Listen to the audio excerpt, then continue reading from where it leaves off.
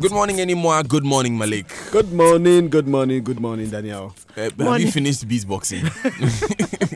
Good morning. I was wondering what was going on here. I am blessed. Yes, and for those of you who are wondering, like Malik, that was Enimwa beatboxing. Yeah. With her mouth. And Daniel, we should declare this month History Month. Talk to what me. happened yesterday, the facts that were put out, the story that was told, the acting that we saw, Charlie. I think is yeah. I think amazing, yeah. yes. When I got to the end and I saw the credits written and produced by Raymond Dakwa, and all the guys whose names came out, I felt really proud to like at least know them. Yeah. Because you could see that this is such hard work, and they did this over 2 years. Yes, Going back and forth, and sometimes we'll come in the morning and we'll say, where is Raymond? And he's off in Koforidia somewhere. He's going somewhere, going to interview someone, going to get some books, going to get some facts, and piecing together of all of those pieces of evidence and the facts and the confessions and the statements, piecing all of that together is beautifully done. Well, It's congratulations, Raymond. We are very, very proud of you. great. Yeah. very Yeah. proud of you. And that's documentary itself. I mean, the content is also Who huge. killed the judges? Who killed them? Yeah. Yeah. But you know, we did start out with the question of who killed the judges yesterday, but now we know who shot them. I'm not so sure if they were acting on their own or under instruction, but I think at the heart of the story, Malik, is... But was that even in doubt?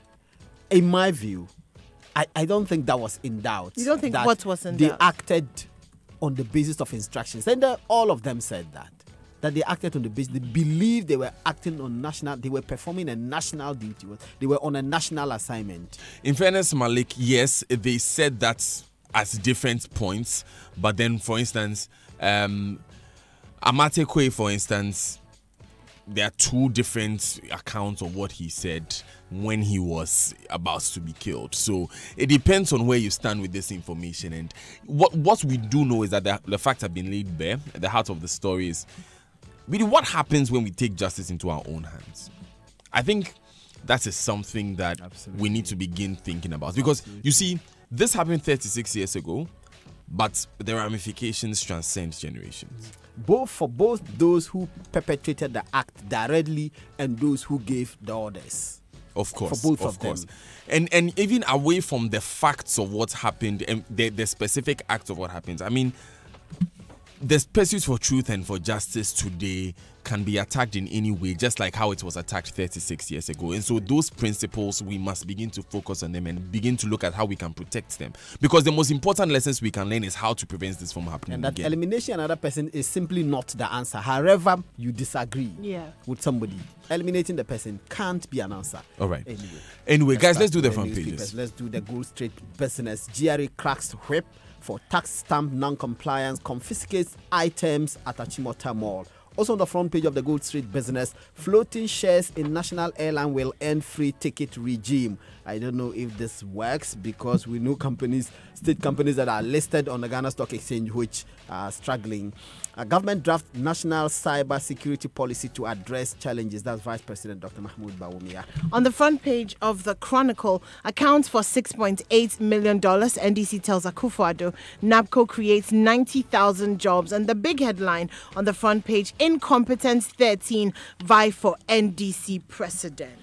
The Daily Heritage newspaper, that story about the $6.8 million Hunt Mahama, that's government blowing that amount to Hunt Mahama appointees, that's the NDC saying. So, economic hardship breaking homes, that's women organizer. 90,000 applicants accept NABCO, you just did that. Better lives of citizenry, not yourselves, that's politicians told. Okay, the Ghanaian Observer, the 90,000 NABCO jobs trending there as well. Mahama confused as former president consistently contradicts himself on why he lost the 2016 general elections. Now, residents are telling their MP that we didn't elect you for proverbs.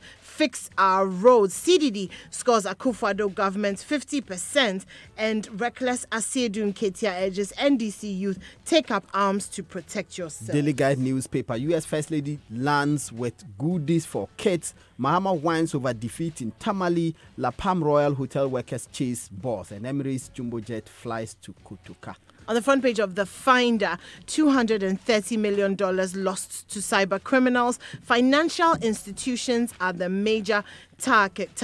There's a picture of Mrs. Trump as well. Ghana cocoa farmers earn 1,000 Ghana cedis more than Ivorian counterparts, and GRA seizes products without tax That stamps. cocoa farmer story anymore. It's also on the front page of the Herald newspaper. Minority MPs to reveal cocoa farmers were cheated.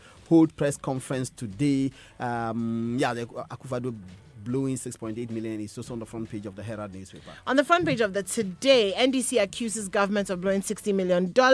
Melania donates phototherapy machine to Rich Hospital. Indom leads tour to strengthen indigenous banks. The Daily Statesman newspaper. Rawlings chastises NDC for losing Ashanti to MPP. The other stories we have: NABCO here, Trump donating phototherapy is also on the front page of the Statesman. Okay, on the front page of the Ghanaian Times, GRA descends on tax stamp defaulters, stops distribution of beer, soft drinks, water, and others. The story of the First Lady of the United States also on the front page. On the back page of the Ghanaian Times, EU assists police with computers and accessories, and SNIT poised to roll out scheme for informal sector. The Daily Graphic newspaper, GRA acts. We've done this. Rebecca meeting Millennia is also on the front page of the Daily Graphic.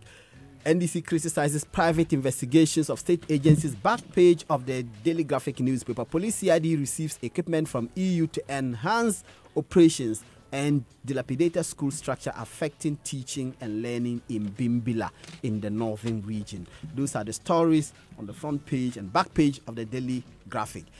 Let's start with politics. The NDC. Yes. So the NDC yesterday held a press conference. This was addressed by General Secretary Johnson Asiedu Nketia, alias General Mosquito. General Mosquito. The essence of this press conference was to talk about an amount of money he said the government has spent in engaging with witch hunt investigations. One time, Kwaku Baku said that if there are witches, let them be hunted.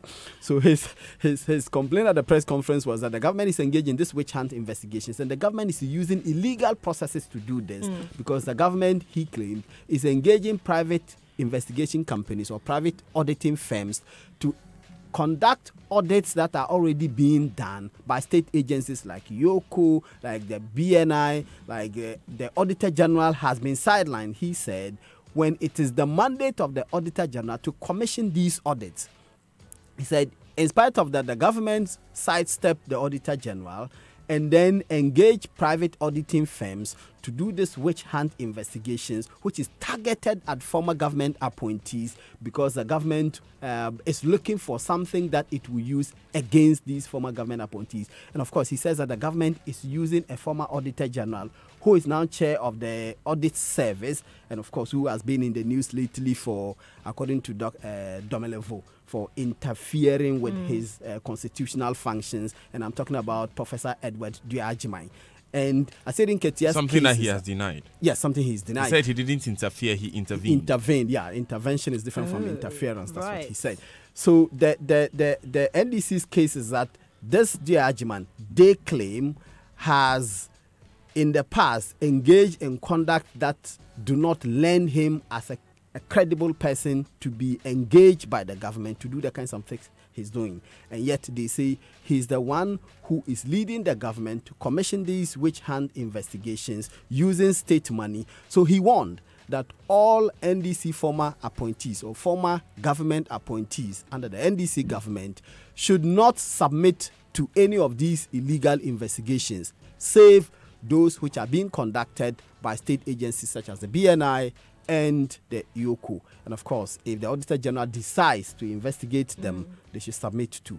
Other than that, no submission to any other investigative body because they're being witch hunted. I see. Yeah. That's interesting. I'm sure you've also been following the story of the First Allied Savings and Loans in Kumasi. Yeah. So we know that yesterday some of the people who have put their money inside demonstrated. They were wearing black and red. And if you remember, Malik, last week about around last week, they gave the government and the Bank of Ghana 7 days to intervene in retrieving their monies for them. They said that for the past 4 months, they keep on going to First Allied Savings and Loans, but they are not getting their money. And you know how frustrating it is when your money is stuck somewhere.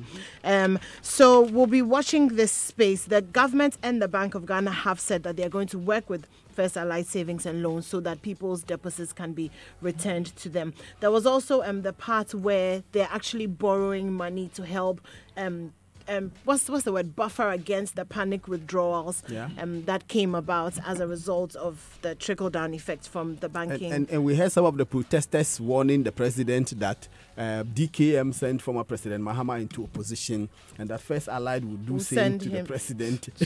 Except that I've listened to different editions of Newsfile, looked at different opinions where we are told clearly that if every customer of a bank should come and demand their money, the bank would crash. Yes, because the money is not taken by, the deposits are not taken and kept there. They're invested. The money goes, the money is invested. Exactly. So to do work. No matter what the capital adequacy is, no matter how much money that the bank has there, it is very possible that if everyone should go and stand and say, give me my money now. Yesterday, I was listening to the PRO on Newsnight, and he was stating clearly that, look, MFA, I wish he was talking to MFA Power on Newsnight. I wish I could say in so many words at this. I wish I could say, okay, tomorrow come for the money. But if we say tomorrow they should come, the number of people who will come and stand here, we can't really handle it. Was that this thing guy? Yeah. So he kept saying this thing. How did you catch that? So yes, there is a challenge with First Allied Savings and Loans, but if you put it within the context of the banking crisis, I think there are bigger questions that we have to answer about what is really happening in our financial sector. But Malik, let's move on. Really, staying with finance. This time with the GRA. Yes. So the Ghana Revenue Authority is acting. And it's acting by enforcing the law. This is a law which was passed in 2013, and I'm talking the Excise Tax Stamp Act. It was passed in 2013, and it had requirements that all persons engaged in certain category of business have to affix tax stamp on their products. And the companies have not been complying, or some companies have not been complying with this law. So yesterday, the GRA zoomed into action, and it went to some companies, stopped them from loading their products into trucks for distribution in the market. That's what it did. And some of the companies that were affected were Accra Breweries Limited, SBC Beverages. These are producers of Pepsi, Gihok Distilleries, Guinness Ghana. These were the companies that the GRA yesterday stopped them from loading their products into trucks that will be distributed. Of course, there were some shops which were also affected at Achimota Retail Center. And some of the products which are affected by this law include cigarettes and other tobacco products, alcoholic beverages, whether canned or contained in kegs, non-alcoholic carbonated beverages, whether bottled, canned, or packaged in any other form, or bottled water. These are the products that are affected by the law. And these are the products that GRA is insisting. It must be remedied as soon as possible. Absolutely. Because Coke is very important in my life. We can't have any problems there. So, And those are some of the products that were stopped from going to the market yesterday. Okay. Have you been seeing the tax stamp on this essential part of your life when you buy it? Okay, so moving on. She doesn't look at. I mean, as long as I hope she don't look for the expiry date though. I know, right? I know. You saw that story, didn't you? But anyway, moving on. So NABCO has, we know that NABCO, there was this program rolled out. They're going to employ 100,000 people for 3 years. Well, they've done the first 90,000. These 90,000 have accepted their placements in all 7 modules of the program, and the president will commission them on October 17. Now, Dr. Ibrahim, who's the CEO of NABCO, further disclosed that 10,000 more applicants are expected to finalize their documentation and acceptance of placement by October 5th. So that's 100,000 people with jobs by the end of October. That's certainly some good news this morning. Yeah, I hope that the exercises that are taking them through, i.e. training, are being done properly so that they can contribute in the manner that the government envisages them to contribute. My information is that the training that some of them are undergoing is problematic. You have a small auditorium that can take about 300 people, and we are bringing more than 1,000 people. You don't shuttle them. Everybody comes and you say, so well, the room is full, so the rest of you go home and come tomorrow. And again, tomorrow you are saying they should come. You are not shuttling them as to who is appearing when. So the next day they are going to do first come, first serve. Again, they come. Those who can go into the auditorium, they go. The rest should go home. That cannot be the way to get these people to prepare them to contribute properly. Because Malik, remember that we know that the continuity of this program is based on how sustainable the effectiveness of the people who are in it. So if you're not training them properly, then... Yeah, sorry, if you're not training them properly. Yes, I mean, so if you're not training them properly, then we're kind of setting ourselves up to fail. Because I was just stepping in at that point anymore because you hit the nail on the head for me when you said sustainability of the program. Malik, remember the questions we started asking when NABCO came out? After this 90,000 what? Even with this 90,000, after these 3 years, what happens? You can actually go back to youth employment. Exactly. Yes. Now we have not seen since NABCO started. We have not seen anything to indicate that after this 90,000, there would be another 90,000. Okay, so it's going to be 100,000 actually by. Yes. By so let's say 100,000. Yes. So after this 100,000, we haven't seen any indication to show that there will be another 100,000 hired. That makes Enima's point crucial. Sustainability. If the people, for example, for those going to GRE, and we just reviewed GRE, we are expecting about 10,000 of these 100,000 to go to GRE. That's about 10%. If they go to GRE and they are able to help GRE to rake in the revenue and meet the revenue target that otherwise GRE would not have been able to achieve, then it makes sense. If they raise more money that can pay them and still live with some that otherwise, if they were not involved, the government would not have been able to raise that revenue. Then their involvement makes sense. Then the government can say, well, the recruiting of these people helped us raise more revenue. Yeah. Therefore, we can keep them. But Malik, before you do your story, which you won't be able to do because I'm about to do one and we are running out of time. About Justice Club being buried? I mean, how? Okay, I'm going to turn your mics off for a moment and ask anymore. Tell us the story of the father who has joined his son in class 5. Okay, so a 41-year-old father of 7, Moses Adlija, has gone back to school and joined his second child in class 5. And the reason this story gives me life is that it's never too old to start again and to get an education. And he says that when he finishes, he will send his wife to school. And guess the funniest thing about this? His son is a school prefect. Oh. And he's in class 5. It's beautiful. So his son can ask him to sweep. To kneel down. And kneel down and raise your hand. Thank you very much. I wonder how that conversation will be like when they go home. Too much. When is Justice Crab being buried? So Justice Crab is being buried tomorrow. There's going to be filing pass at the Accra International Conference Center. Great. From 6:30 to 8:30 tomorrow, and then the burial will follow. Thank you. Reservoir of knowledge, paragon of understanding. In terms of our legal and appreciation, he was outstanding. He was. Of course, he lived a long, full life. And Absolutely. he contributed. Do you to remember this. he was featured in the documentary yesterday, Raymond's documentary? Yes, he was. He was Yes. featured there. Yeah. So thanks, guys, for bringing us the details of the papers. The online news review is brought to you by Zenith Bank, in your best interest, Goil Good Energy. And download the Safe Doctor app now for the Google Play. Safe Doctor, the future of better medical care. Now, Goil, your trusted #1 and biggest indigenous oil marketing company, says, are equal to our numerous customers. Your loyalty to the Goil brand has again been rewarded. Pardon me. Now, for the third consecutive year, Goil is the CIMG Petroleum Company of the Year 2017. We dedicate this award to you, our valuable customers, for staying with us through thick and thin. Continue to buy from any of our 300 plus service stations for quality fuel and lubricants. Buy Goil. Let's support the economy. Goil Good Energy, Goil Yenara Yedia. Now, Zenith Bank has now obtained the ISO 27001, that's ISO 27001, and PCI DSS certifications. More than ever before, customers of Zenith Bank can be assured of the confidentiality of their information, as well as security of our systems, processes, and procedures. So go on, make that move to Zenith Bank today. Open an account with us and sign up for our array of MasterCard and Visa cards. Banking with Zenith Bank is easy, convenient, and secure. Zenith Bank, in your best interest. Now, the Airtel Tigo network upgrade is ongoing to provide customers with nationwide coverage, fast internet, and superior voice quality.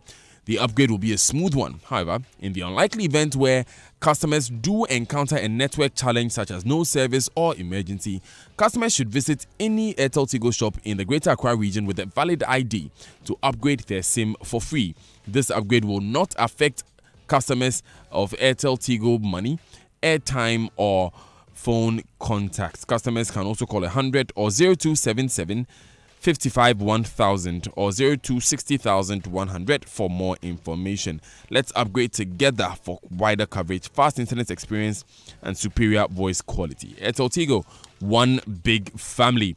Now, technology keeps advancing, and thus advertising must change to fit this and ensure that products stand out. The answer to this is Quick Advertiser newspaper, well designed to add value to the 21st century advertising techniques in Ghana and beyond. We create brilliant ideas that work in all forms without geographical limits. Convenience is our hallmark because we understand your business. This is why we ensure that no matter where you are on the planet, you can place your advert and we take you and your products anywhere and everywhere you want. Quick Advertiser. Advertising made easy. Call or WhatsApp 026 170 1321 or visit quickadvertiser.com for more information. And that's KWIKADVERTIZER for more information. MyJoyOnline.com says, Deputy Education Minister throws out Mohammed's plan for better free SHS. You want to hear Dr. Yao Educhum's response to former President Mohammed's comments. The baby who will not forget Melania Trump's hug. Read that interesting account. And the BBC.com says, men arrested in Kenya with $10 million fake money. That's it for the newspaper and online review. Thanks, guys, for joining us. We'll take the BBC News at 7. Remember, we'll be speaking with Elvis Ifriye Ankra on those explosive comments he made about why politicians sign shady contracts. If you want to know why from the mouth of Elvis Ifriye Ankra, join us. Stay with us on the Super Morning Show. For Interplus in